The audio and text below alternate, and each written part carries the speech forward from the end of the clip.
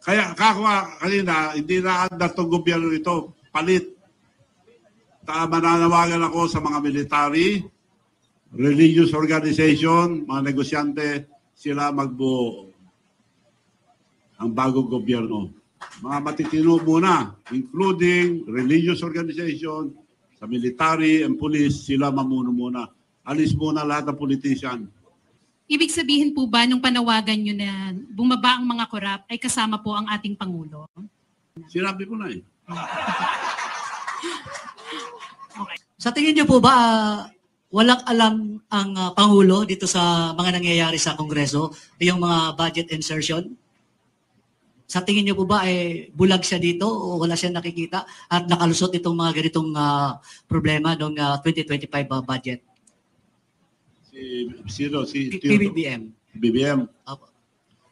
Kung di niya alam, wala siyang kwentang presidente. Hindi niya alam.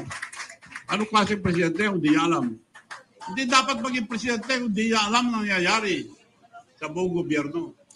Siya unang tumitingin, siya nagmamando sa Senate, siya nagmamando sa Congress. Ang budget, iuutos ang presidente sa DBM. DBM gagawa ng project upon the instruction of the president. I-re-review muna, magre-review dyan, presidente. Ipapasa niya sa Kongreso at Senado, mga kasama niya lahat. Sino hindi sumusunod dun? Ngayon, bibintangan niya ibang tao. Alam niya lahat yan eh. Kaya may Alzheimer kako dahil minensyon niya yung graft and corruption sa flood control. Kasama siya, nakalimutan niya eh. Nakakaya kayo.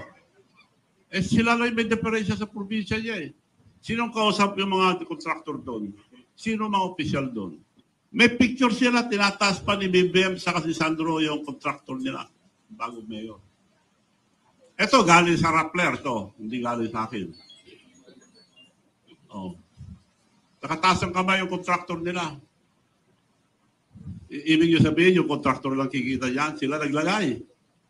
Flood control. Unahin natin sa Region 1, Ilocos Norte. Dahil si Presidente nagsabi, may katiwalaan ang flood control. Ang flood control sa Ilocos Norte, panahon na ni President BBM, 10 billion. At ito kayo pinag-uusapan, mga flood control. Sino ngayon ang binibintangan? Diskaya ang gumawa. Ang mga kontraktor nila sa Ilocos Norte, Diskaya rin eh. Paano tayo maniniwala ngayon sa mga pinagsasabi din ng mga iniimbestiga? Mga kontraktor nila, maraming kumpanya. Paano nila hindi alam ito? Probinsya niya ito. Paano tayo maniniwala ngayon sa kay Presidente? Ang pinalit, mabuting tao yan, si Buji D. Pampaganda lang nila yan. Pero kung tutusin mo, same dog, different color. Paano siya susunod din sa naglagay sa kanya dyan? 10 beses mo palitan ang speaker, ganun pa rin. Ayaw ko impeachment, sabi niya. Pumirma yung anak niya una ng impeachment. Madalian niyo yung impeachment. Presidente siya, dapat sinusunod ng mga congressman. Puro tao nila eh. Majority. Well, ang pagka nakita ko naman ang video, hinuli si former president. Wala naman warrant of arrest. Ano yun? Kidnapping yun. Kidnapping. Walang warrant of arrest. Pauli mo yung tao, padala sa isang bansa. Ibig sabihin, wala silang tiwala dito sa ating bansa. Ang totoo, ang gobyerno natin bulok na. Ipagpala ang gobyerno natin isang sasakyan. Maski pa-overhaul mo yan, palitan mo na ng pyesa, hindi pa rin naandar. Kailangan bago. Lahat po ng tinuturo itong si Congressman Romualdez at ito pong si Congressman ko. Bakit hindi pa ho nila dinadalaw sa investigasyon nito? Gop. Bakit tinatago pa ho nila, Gop? Pinsan ng presidente yan. Yun, nadali ko. Nadali. Ang alam ko, si Saldico, lumipad na. Nauna na. Hindi mo na makita yon.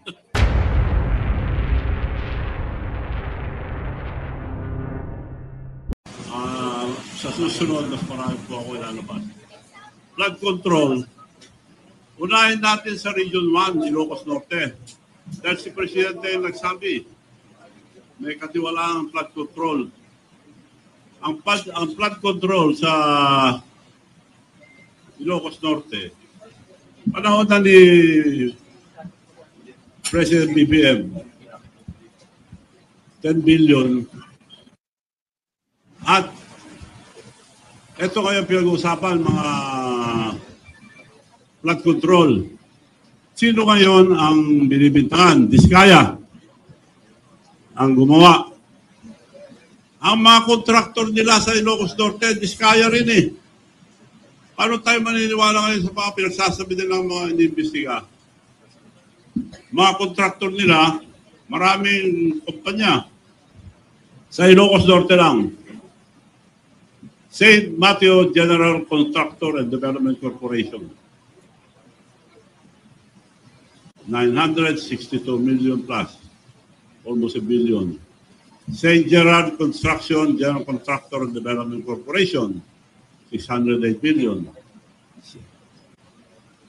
Alpha and Omega General Contractor and Development Corporation. St. Timothy Construction Corporation.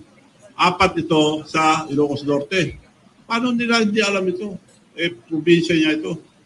Paano tayo maniniwala ngayon sa kay Presidente? Dapat yung mga inapoy niya na Independent Commission on Infrastructure, mabubuting tao po yun. Yung pinsan ko yung isa, si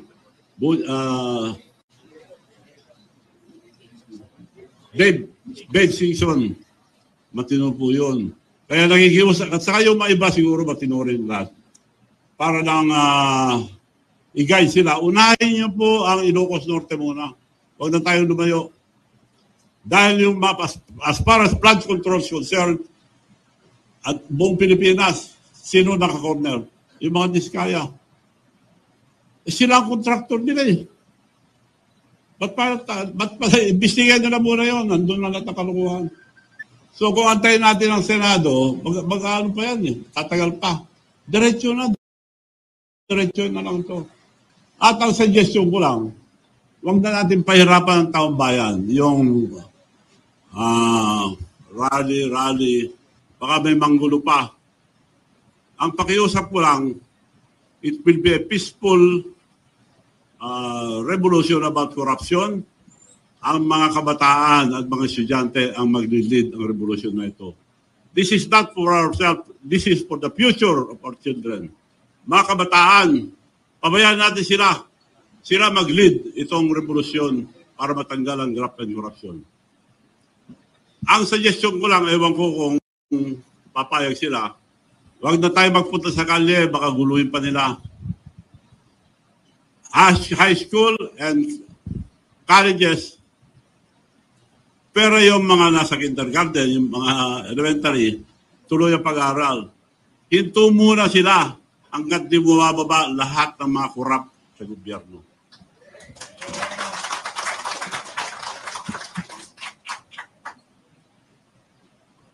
Ngayon, kung ayaw nila mag-resign, sila nagpapahirap sa mga estudyante. Kaya nakikiusap ako sa mga kabataan, mga student leaders, tumayo kayo dahil karapatan nyo to, dahil kinabukasan nyo to. Hindi po para sa amin, tumutulong lang po kami rito sa inyo. Ang mga opisyal naman, mga military and police, generals, mga officials, pabayaan nyo po yung mga anak nyo sumama sa protesta ng korupsyon. Huwag nyo silang pigilin para walang gulo. So yun po ang aking suggestion sa mga kabataan. Huwag na lang sila pumasok muna, magbakasyon muna sila. Kung hindi alis, aduhin natin yung... So, Yun lang po pakiusap ko. Pabayaan natin ang mga kabataan, mga student leaders, sila mag-lead itong revolusyon ng korupsyon. Wag na suggestion ko lang, pwede rin kayo pumunta sa mga rally, pero baka may manggulo, baka mapama kayo. Ang suggestion ko, walang gulo. Wag na lang kayo pumasok. But, tumayo kayo, karapatan nyo, magprotesta. Dahil sa, ang gobyerno natin, wala nang mangyayari. Dahil walang isang salita ang presidente. Walang isang salita yan. Ba't tayo maniniwala? Siya nagsabi, nakakaya kayo. Dapat nakakaya tayo eh. Kasama, yung sila Diskaya, sila ang contractor niya eh. So ang pakiusap ko po, ang mga student leaders, mga kabataan, to lead this peaceful revolution for corruption. Dahil ano nyo ang, wala na tayong pag-asa sa buhay. This is your future. This is your future. Yung mga kabataan, hindi po sa amin. Tumutulong lang po kami pagpaliwanag dahil mukhang naliligaw tayo eh. Investigasyon sa Senado, wala nangyayari. Paikot-ikot lang tayo. Yun lang po. Maraming salamat and I'd like to entertain any question. Meron pong microphone dyan sa... Ayun po. Hello. Very quickly, Governor Manong, we pump in, OFWs are 10 million outside of this country.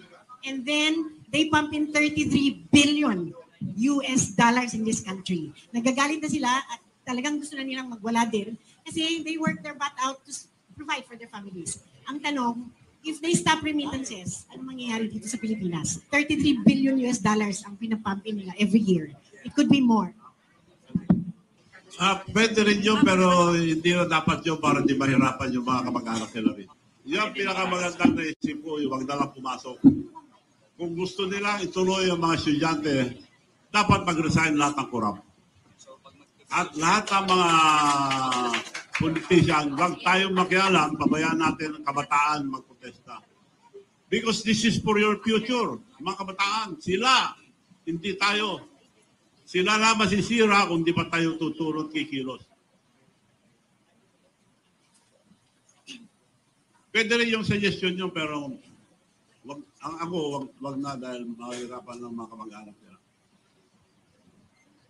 Okay. Sir, good afternoon. Sheena Torno from SMNI News dito po, sir. Sir, your reaction lang kasi this week nag-resign si House Speaker Romualdez at sa gitna nga ng kontrobersyal na maanumalyang flood control project.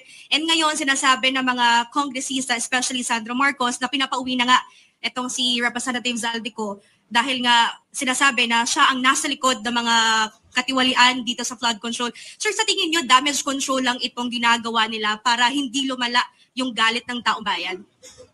Ang pinalit, mabuting tao yan, si Buji D. Pampaganda lang nila yan. Pero kung tutuusin mo, same dog, different color. Paano siya susunod din sa naglagay sa kanya dyan? 10 beses mo palitan ang speaker, ganun pa rin. Palitan natin lahat ng korap na opisyal. Follow up lang, sir. So, ibig sabihin, useless yung ginagawang pagdinig, especially po sa Kamara. Useless. Wag na tayo maglukuhan.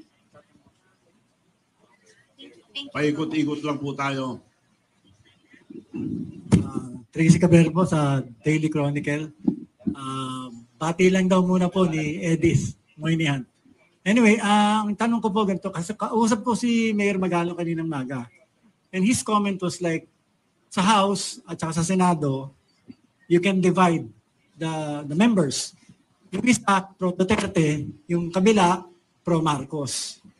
Ang makakalungkot lang daw po, ang sabi niya, walang para sa bayan. Para si Duterte, para kay Marcos, walang para sa bayan. Ano reaction niyo po sa comment ni Mayor Magalong na gano'n?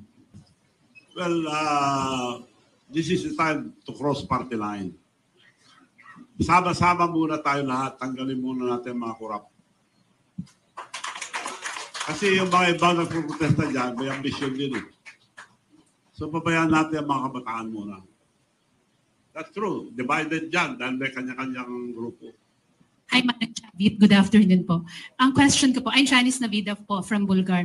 Ang question ko po, yung sinabi niyo earlier na walang isang salita ang ating Pangulo. Pwede po bang malaman kung saan po saan po yung pinaghuhugutan niyo ng statement po niyo na yan? Sample? Saan po nanggagaling yung statement niyo na walang isang salita ang ating Pangulo? Ayaw ko impeachment, sabi niya. Pumirma yung anak niya una ng impeachment. Madalian niyo yung impeachment. Presidente siya, dapat sinusunod ng mga congressman. Puro tao nila eh. Majority. Ganun ba siyang salita? Nakakaya kayo. Eh sila lang may diferensya sa probinsya niya eh. Sinong kausap yung mga contractor doon? Sino mga opisyal doon? Ang mayor dati doon, si Mayor Michael Kion, tinanggal nila. Nung una, pinalabanan nila, mabuti na nalo. Pinalabanan ulit nila ng kontraktor. Ngayon, yung nakaupong mayor ngayon sa Lawag, sila ang kontraktor. May picture sila, tinataas pa ni BBM sa si Sandro yung kontraktor nila, bagong mayor. Ito, galing sa Rappler to, hindi galing sa akin. Nakataas ang kamay yung kontraktor nila. Ibig nyo sabihin, yung kontraktor lang kikita yan, sila naglagay. At sabi sa akin yung pinsambu niya, Michael Kion, former mayor, nung ikampanya ko si Marcos sa BBM, Manong, you know the Marcoses, they will just use you. Hindi ako baniwala doon, totoo pala. Eh, kako nga, may Alzheimer pala eh. Nakasimutan lang kami. So, mismong pinsan niya nagsabi, they will just use you, Manong, nagpapagod ka lang, sabi sa akin. Totoo nga. Sumama ako dahil maganda yung plataforma. Pagkakaisa, kailangan sama-sama tayo lahat sa kaunlaran. Ano nangyayari ngayon? Ibig sabihin po ba nung panawagan nyo na bumaba ang mga korap ay kasama po ang ating Pangulo? Ikaw nagsabi. Tinatanong ko po. Kaya po tinatanong ko, Manong Chavit, kung ibig sabihin po ba kasama ang ating Pangulo sa panawagan nyo? Katulad po na sinabi nyo kanina. Sinabi ko na eh. Okay, so hindi po kayo natatakot sa mga binibitiwan yung salita po ngayon? Kung gusto nila, samahan ko sila sa kulungan. Sakripisyo ako. Kung meron sila, inuumpisa nila akong bakbakan. Kung meron sila ang patunay na ako corrupt, pakukulong ako. Now, to give you one example, nag-mayor ako sa Narbacan dahil gusto ko lang tanggalin yung mga corrupt doon. One term. Wala kaming palengke, wala kaming bagong munisipyo. All the towns of Ilocosur, bago ang palengke, bago ang munisipyo nila, except Narbacan. Anong ginawa ko? Nagbigay ako, 10 hectares, binibili nila ng 500 million, 5,000 per square meters. 10 hectares, di halagaan ng 500 million. Tinatawaran sa akin ng 500 million. Ang worth noon, 800 at the time. Ngayon, 15,000 na per square. Anong ginawa ko? Did I took advantage? No. Hindi ko binenta sa munisipyo. Ngayon, nakatayo ng palengkeng bago, munisipyo, lahat. Binigay ko lang ng 1.2. Lugi kagad ako ng 380 million. Ang leadership is sacrifice. Hindi panghuhurakot. Okay po. Yung next question ko po, bakit po naisip nyo ng kabataan ng gusto nyong magsimula ng peaceful rally? Dahil future ang mga kabataan ang iniisip ko. Kailangan tulungan natin ang kabataan. This is the future of our children. Saan sila pupunta kung puro 17 trillion na utang natin, umuutang pa tayo, nawawala naman lahat sa mga korap. Kaya kailangan sila mag-lead. Para walang masabi ang tao na politician yan, maraming mga bintangan, inggitan. Mga kabataan mag-lead, supportan natin sila. Student leaders, tumayo po kayo. Dahil kinabukasan nyo ito, hindi namin kinabukasan. So may nihahanda na po ba kayong hakbang para kayo po ang magpasimula? Suggestion ko lang yun kung gusto nila. Yun ang the most peaceful. Ngayon, yung mga ibang leaders, sinasama sila sa protesta. Baka mangyari pa kagaya sa Nepal. Magulo masyado. Ayaw ko yun, mapapamag din yung mga estudyante. So yun na nga. Kaya kakuha peaceful revolution against corruption. So sa tingin niyo po, paano natin masisiguro na hindi sila magagamit ng any sector para sa pansarili nilang agenda? Kaya nga nakikiusap ko rito, kasapin natin lahat. Pabayaan natin ang mga kabataan ngayon kumilos. This will be the first time in the Philippines, or I think in the world, na ang kabataan ang mag-lead ang revolusyon against corruption. Pakita natin sa buong mundo na hindi tayo gagaya sa iba na magulo. May namamatay, may nambabasag, may nasisira. Yun lang po ang suggestion ko. Kung okay sa kanila yan, well and good. Okay, maraming salamat po.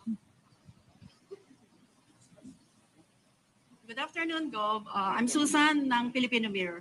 Kanina po binanggit nyo na ang presidente kasama doon sa minention nyo kanina. Can you name names? Mga contractor lang ba ang sinasabi nyo na corrupt? Or meron pa pong mga iba kayong gustong tukuyan? Can you name names? Marami po kontraktor, pero kinuha ko lang sa Rappler ito.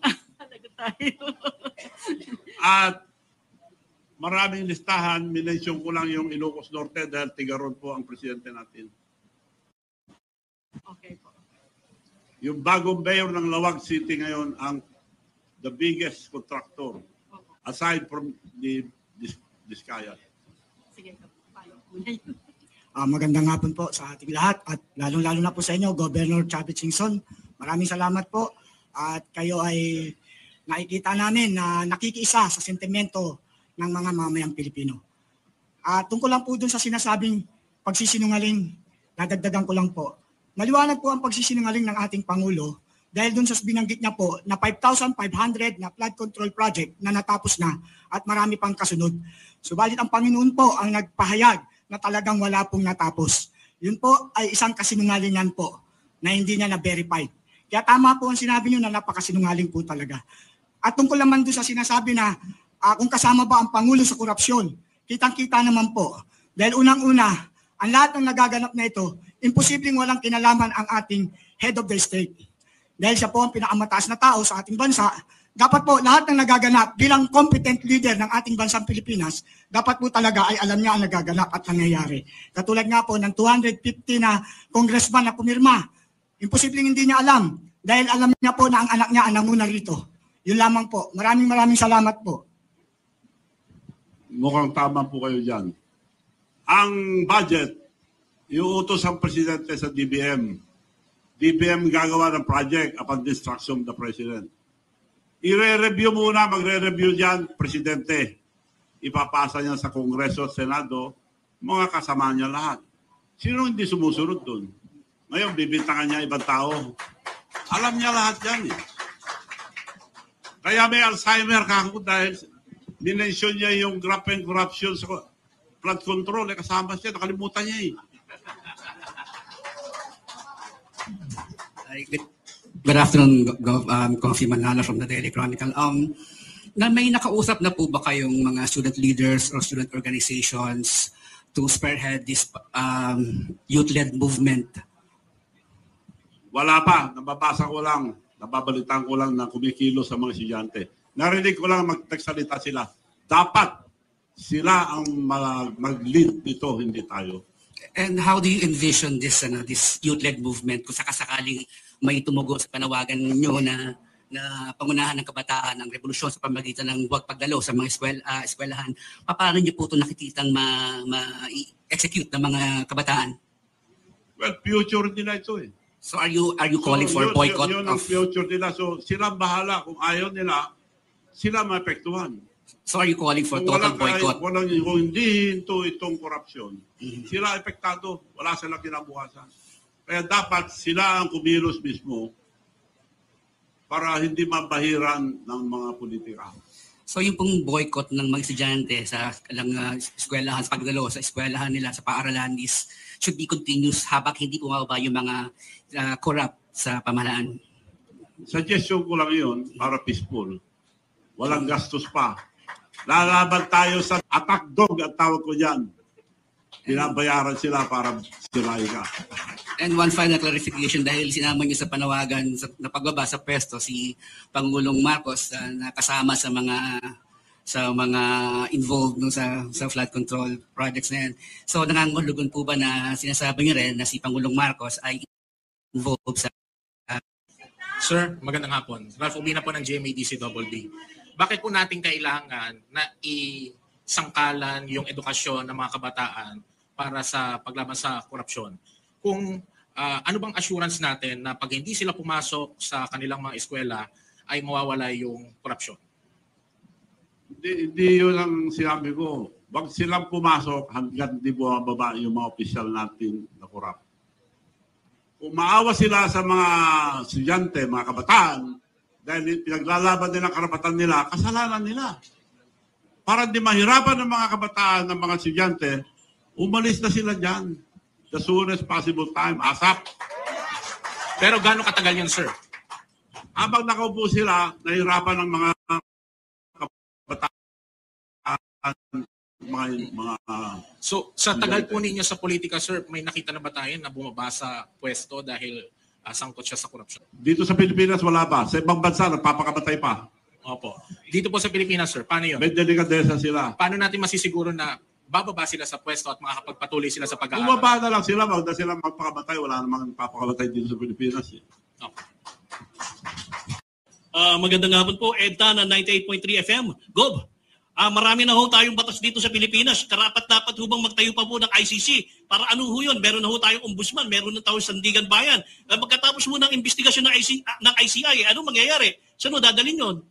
Hindi nga dapat yun ICC dahil may sarili temperature. ICI po, ICI. Sa? ICC, ICI po. Oh, ano lang nila ito, pampapugi lang nila.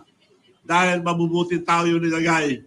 Kaya nakikiusap ako kila Babe Singson, Mayor Magalong, magagaling na tao yan, saka yung mga iba, unahin niyo po Ilocos Norte, wag na kayong lumayo.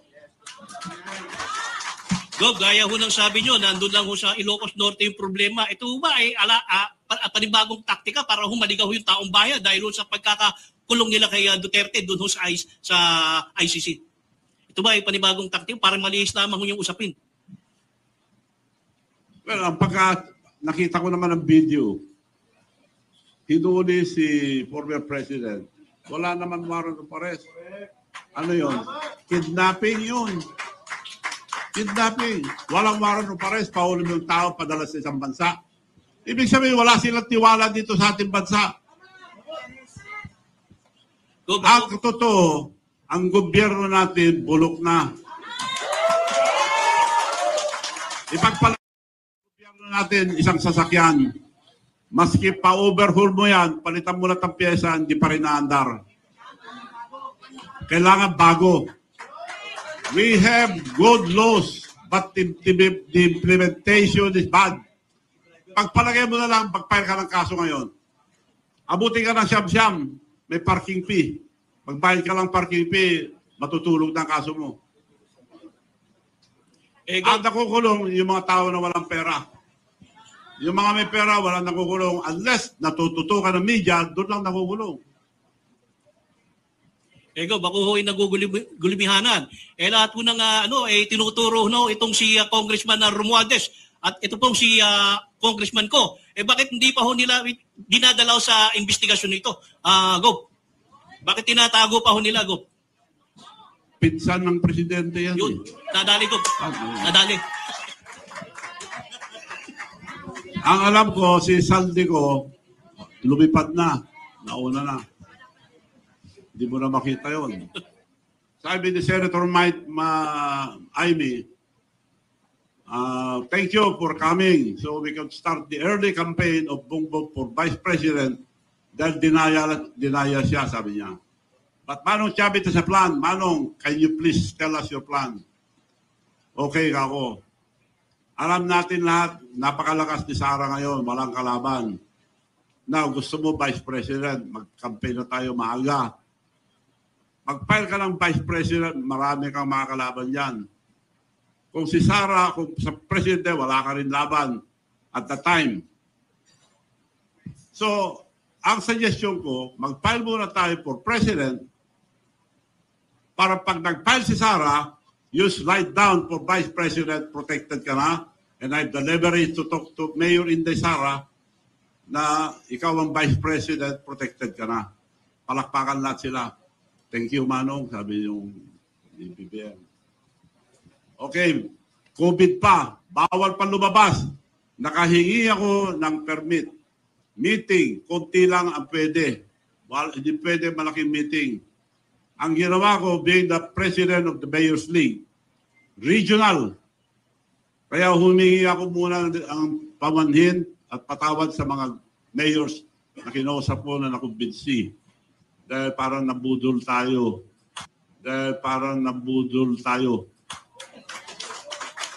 Alam mo, sabi ni BBM, Manong, ang swerte ko, ikaw ang presidente ng Mayor's League.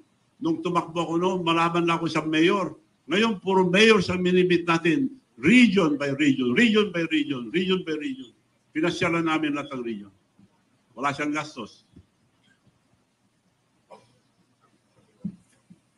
So yun ang totoong nangyari. Hindi nila mapagkailaya ang daming tao sa meeting.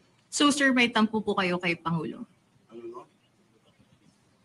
Ang ayaw ko lang na ginawa niya, alam nyo, hindi ko inintindi mga insultong ginawa sa akin. Nagpunta kami sa Japan, bago labas lang. Sa presidential table, binention niya lahat. Si Sandro, Dad, Manong Chavit is here. Ginawa niya, oh. Hindi niya ako pinansin. Ang mga overseas workers, bastos naman ang presidente niya, sabi nila. Oh, nagtampo ba ako? Hindi. Ayun siya sabi mo na pinapasok ko sa PCSO, director lang. Dahil chairman ng PCSO yung kapatid ko noon. Anak niya yon, director lang. Oo, ang dami naman yan eh. Sabi naman ni Special Assistant to the President, nagdamayo, sigurado na yan, Manong. Sinabi na ni Presidente, sigurado na yan. Isa-isa may na-appoint na director, umiiyak yung bata. Sigurado na yan, pag nakita, sigurado. Tapos, di na sumasagot, yung sekretary niya. Nakita kami, yung sekretary niya, tinakpan na yung mata. Wala naman tinupad. Nagalit ba ako? Hindi. Director lang. Ang laking naitulong ko sa kanya, hindi siya presidente, kundi dahil sa akin. Ba't ako galit? Ba't ako nainis sa kanya ngayon? Nung pinalis natin ang mga bases dito sa Pilipinas, it was approved by the Senate. Pagpunta niya sa States, pinabalik niya lahat, dinagdagan pa. At para tayong dinadala sa kumunoy. Alam niya na magkakagera ang China and Taiwan. Sabi ang China, we never invaded any country but Taiwan, we have to get it because it's ours. Binigyan sila ng 5 years. Ang Amerika, wag, laban tayo. Pag kayo bumayag, laban tayo. Pagkagaling ang presidente natin doon, binigay kagad ilang beses. Ang dami. Kung matuloy yung away nila, sinong bubugin? Tayo. Ang ngayon, iniinis pa niya ang China. Anong laban natin sa China? China is our neighbor. China is our friend. China is helping us a lot. Mabuti nga, tubig lang kinakanyon nila eh. May karapatan din sila doon dahil ang dami nagre-claim, hindi lang tayo. Vietnam at ibang country. It should be diplomatic. Kausapin niya lang. Sosyo na lang tayo dyan. She should stay neutral as a leader. He should stay neutral. Bakit tumambig agad? Di pinapahamak tayo. Naghahabon pa. Mali yun. Sir, last na on my part, kayo po ba ay makikilahok o magbibigay ng suporta sa rally sa September 21? Hindi. Dahil ba nagpaparali yung mga iba, mga party list, politician din sila eh. Dapat yung mga kabataan lang. suportahan natin. Alright. Pero kung may mga politician at mga party list, hindi pwede. Para sa akin lang. Thank you po. Gob, balikan ko lang po yung ano ko tanong. You've mentioned kanina na mga kabataan talaga yung mangunguna sa revolusyon ngayong magkakaroon sila ng rally by September 21. Pero paano po yung mga kabataan, sir? We know naman po na marami na ngayon yung infiltrated po ng mga leftist organization. Kumbaga nagrarally sila, hindi naman about corruption, kundi about Dutertes. So paano ito, sir? Mahaluan ba yung layunin natin na hustisya? Mababago ba ito under Marcos government po? Hindi, magano muna sila bawat eskwelahan. Bawat eskwelahan magprotesta. Tumayo sila bawat eskwelahan. Then mag-usap-usap sila, pagkita-kita sa isang lugar, minsanan lang. Hindi yung araw-araw na nagkakawawa mga kapatid, mga colleges. Suportahan natin sila. Dahil kinabukasin nila ito. But, sir, karamihan kasi sa kanila hindi korupsyon yung pinaglalaban, kundi pabagsakin yung mga Duterte. Lalo na yung gobyerno, sir. Wala akong kinakampihan.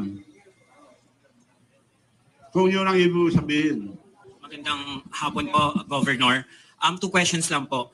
Noong 2022, kita naman ng buong bayan na isa kayo sa mga solid na Ilocano na talagang nag-push para tumakbo si Ferdinand Bongbong Marcos.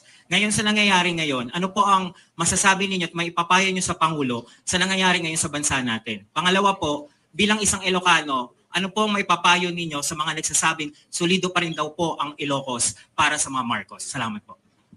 Kasi tungalingan yan.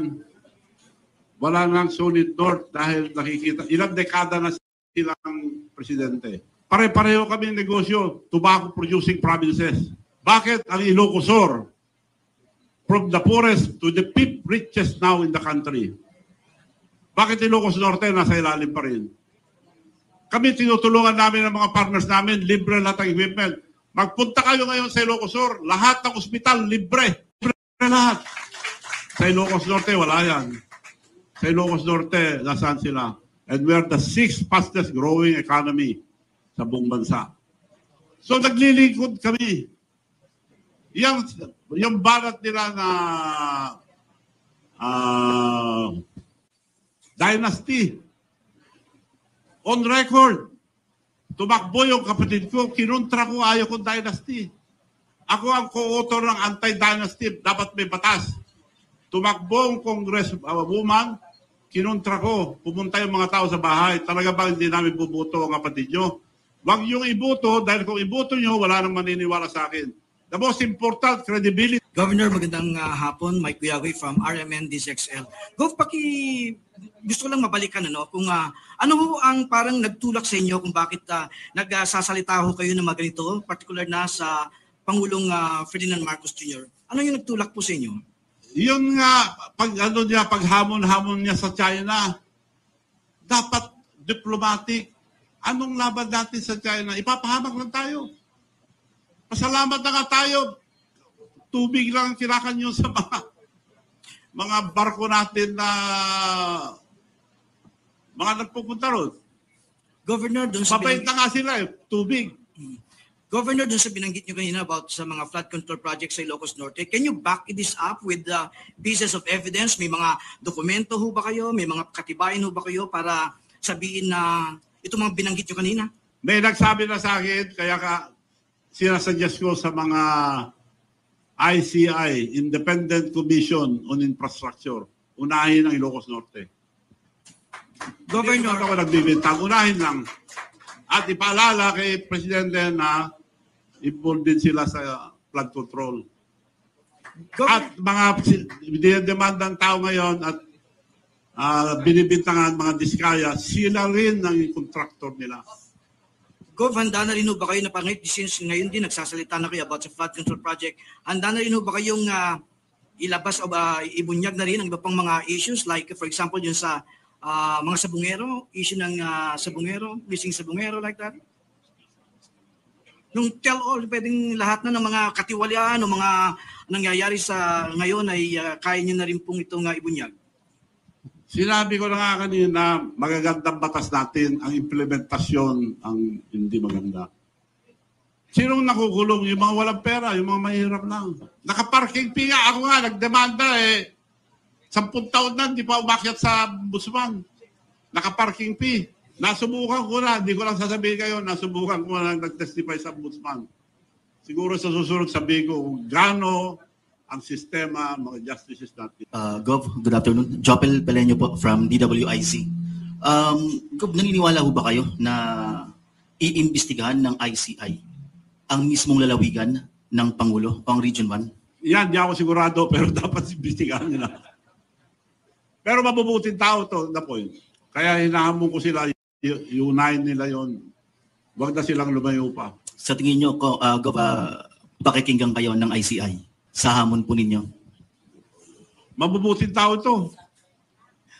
Dapat magbigay ng utos si Presidente para pumunta sila ron. Pero, Gov, lugar kasi ng Presidente, baka matakot sila. Ikaw na nagsabi nun, di ako. Ano po yung mas paniniwalaan natin na resulta kung sakasakaling magkaroon na ng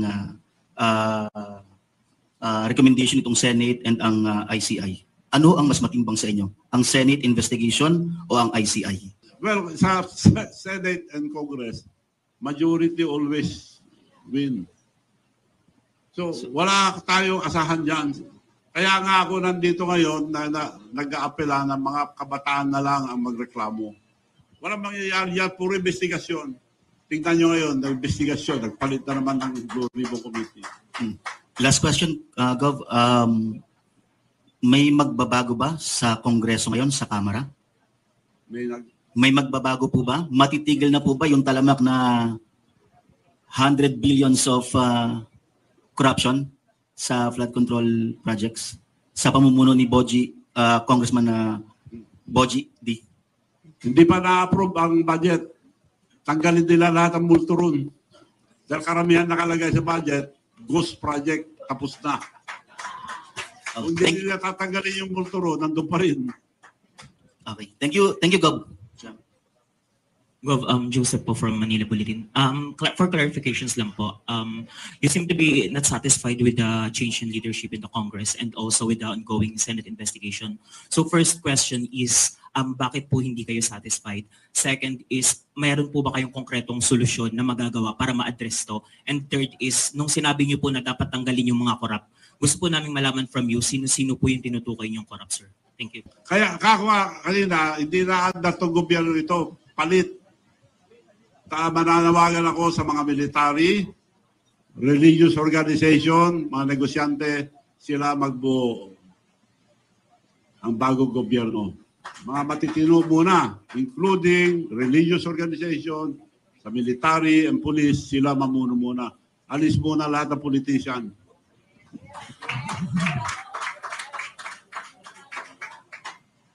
Magandang araw po. Gwen Latoza from PCIJ. Sir, yung panawagan po na bumaba sa pwesto kapag nahanap na may korupsyon yung politiko, mag-a-apply din po ba ito dun sa mga politiko na may connect sa mga kontratista o yung may mga pawang lang po ng kaso ng korupsyon na mahahanap? Kung may delikadesa sila, hindi na mag-resign. Pero wala akong nakikita sa Pilipinas. So the only way we have to change our government. Mag-usap-usap ang military, police, mga religious organizations, mga kabataan, and mga technocrat natin, marami magagaling. Kaya nagkakaroon tayo ng brain drain. Hindi pinapansin, mga kurap ang nailalagay, yung mga madudunong nasa ibang bansa na. Hello, good afternoon. Gov, Nochikakas po, DCRH. Sa tingin niyo po ba, walang alam ang Pangulo dito sa mga nangyayari sa Kongreso, yung mga budget insertion? Sa tingin niyo po ba, bulag siya dito o wala siya nakikita at nakalusot itong mga ganitong problema ng 2025 budget? Si PBBM. BBM. Kung di niya alam, wala siyang kwentang presidente. Hindi niya alam. Anong klaseng presidente kung di niya alam? Siya unang tumitingin, siya nagmamando sa Senate, siya nagmamando sa Congress. Okay, kasi Governor, yung problema kasi ang nakapokus talaga sa corruption 2022 until present. So parang gusto nilang i-connect sa past administration yung korupsyon. Ano po ang comment niyo po dito? Lahat ng administrasyon may korupsyon eh. Bakit niya tinuloy? Bakit nila tinuloy? Kung totoo yung sinasabi niya, binibintangan niya yung mga past administration. Eh nung siya umupo, hininto na niya. Kung may delikadesa siya, oy, may diferensya to. Pag nanakaw to, hintuan natin to. Dapat gano'n. Tinuloy-tuloy niya eh. 3 taon na, akala niya papansinin. Anong kwentang presidente yan? Hindi niya alam. Hindi dapat maging presidente kung hindi niya alam nangyayari sa buong gobyerno. And last on my part, Gob, sigurado na po ba kayo na unahin sa investigasyon yung Ilocos Norte? How about dun sa Leyte? Kay sa kanyang pinsan na si dating Speaker Romualdez, yung ganitong flood control anomaly. Unahin lang ang Ilocos Norte, tapos punta sila sa Bicol. Thank you so much. Mas marami doon kay Saldico. Ayun. One last question po. Hello po, Gov. Ang question ko po, kung ang mga diskaya po ang may hawak ng ilang mga proyekto sa Ilocos Norte, sa tingin niyo po ba naisip ni Pangulo ito bago buksan ng flood control projects? At ito nga po rin po, ngayon po ay nag-attend po ako ng mga Senate hearings na subaybayan ko po. Binigyan po ng DOJ ng pagkakataon na sumailalim sa witness protection ang mag-asawang Diskaya. Sa tingin niyo po ba nanganganib ang kanilang buhay? Maaring magbago ang kanilang mga testimonya? At bakit pilit pinababanggit po ang 2016 previous po na? Sila ang pinakamadaling kumuha. Mahirap po. Nasa construction kami nung araw pa. Mahirap kumuha dahil bidding yan. Pero kung may connection ka, madali. Sila, ang lakas nila.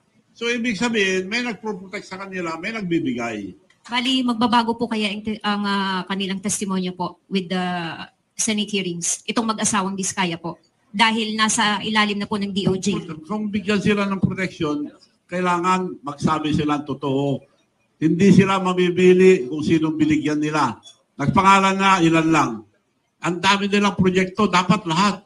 So sa tingin niyo po, selective po ang sinasabi ng mag-asawa dahil hindi po nila na ibabanggit ang Ilocos Norte? Selective. Salamat. Yun lang gusto nilang sabihin. Kaya hindi dapat protektahan kung gano'n ang sistema. Last question. Total, may susunod pa. May inaantay lang akong mga ibang ebidensya. Magandang hapon po, Governor Chavit Singson. Saludo po sa iyong prangka at tapat na pagpapahayag sa sambayan ng Pilipino. And natutuwa po kami bilang mamamayang Pilipino for your courage. Respeto din. Although retired na po sila, na mga matataas na naging general ng Armed Forces of the Philippines, General Delfin Lorenzana, General Hermogenes Esperon. Nirerespeto po namin ito at bumalik loob kaming mga rebelde sa CPP, NPA, NDF during their time sa panahon ng former President. Kaya nabuhay po si Ka Eric Gob. We respect your call that the peaceful revolution against corruption must be led by the youth. Respetado po namin yon, Gob. Pero ang direkta naming tanong, malawak din po ang galit ng mamamayang Pilipino sa darating na September 21, ipupuhos po nila ang galit nila. At iba't ibang kulay ng politika, ideolohiya at organisasyon. Subalit iisa po ang common agenda. Tutuliksain at kukondinahin ang malawakang panunumbalik at malubha na paglaganap ng pandarambong at korupsyon sa ilalim ni Marcos at ni Romualdez.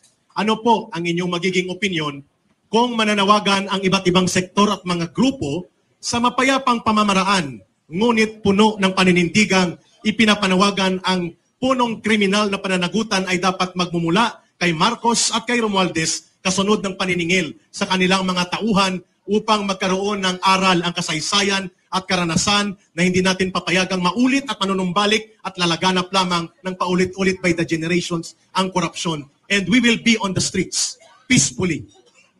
Are you joining, Gob, or are you, what is your opinion? Ako, iba gusto ko, pero yun, kung yun ang kagustuhan ng karamihan, wala akong objection. So tuloy kami, Gob.